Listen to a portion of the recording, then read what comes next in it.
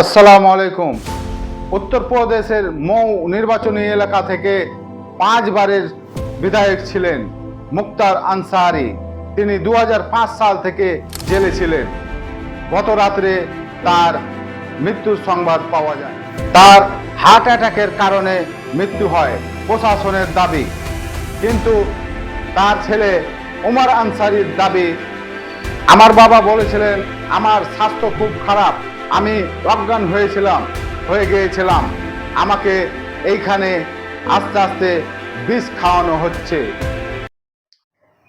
তারপরে পরেই রাত 11টায় পপ্পু যাদব টুইট করেন যে এটা প্রাক্তন বিধায়ক মুক্তার আনসারীর প্রতিষ্ঠানিক হত্যা। আইন, সংবিধান, প্রাকৃতিক বিচারককে কবর দেওয়ার মতো। মুক্তার আনসারীর ওপরে যেমন অপরাধিক কিছু মামলা ছিল, সেই রকম মুক্তার আনসারীকে গরিবের মাসিয়া বলে জানা যেত। মুক্তার আনসারীর দাদু ছিলেন মুক্তার আহমেদ আনসারী। তিনি একজন স্বতন্ত্রবাদী সেনা ছিলেন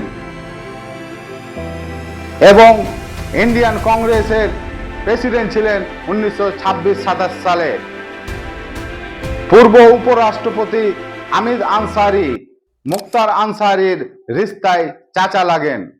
তারপরে ব্রিগেডিয়ার মোহাম্মদ উসমান, যিনি 1947 সালে ইন্দো পাক যুদ্ধতে আহম ভূমিকা নিভিয়েছিল, সে মুক্তার আনসারীর রিস্তাতে নানা লাগছে। ব্রিগেডিয়ার মোহাম্মদ উসমান তিনি মহাবীর চক্র পেয়েছেন। মুক্তার আনসারী তিনি কিছুদিন আগেই দাবি করেন যে তাকে আস্তে আস্তে স্লো পয়জনিক বিষ দিয়ে মারা হচ্ছে। 19 তারিখে তার শরীর অসুস্থ হয়, তাকে দেখতে যায় তার ছেলে ওমর আনসারী এবং তার ভাই আফজাল আনসারী, কিন্তু তার ছেলেকে দেখা করতে দেয়নি, তার ভাইকে দেখা করতে দিয়েছিল। তারপরে তিনি একটি চিঠি লিখেছিলেন, সেই চিঠিতে অভিযোগ করেছিলেন কি আমাকে স্লো পয়জনিং বিষ দিয়ে আস্তে আস্তে মারা হচ্ছে। শেষে এটাই বলবো যে এই বিষয়ে সুপ্রিম কোর্টের প্রধান বিচারপতির স্বতঃস্ফূর্তভাবে এবং তার নির্দেশে স্বতন্ত্র নিরপেক্ষভাবে তদন্ত হওয়া উচিত। উত্তরপ্রদেশ থেকে আস্তে আস্তে মুসলিম লিডারদেরকে শেষ করা হচ্ছে এইভাবে। 2020 সালে আমরা দেখেছি মোহাম্মদ শাহাবুদ্দিনকে, তারপরে 2023 সালে আতিক আহমেদকে, তারপরে আবার 2024-এ মুক্তার আনসারীকে। এইভাবে কি তাদের প্ল্যানিং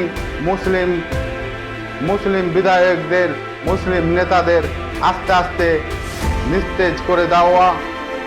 আগে কি সামনে দেখেন আজম খান লাইনে আছে, তার কি হয় সেটাই দেখার।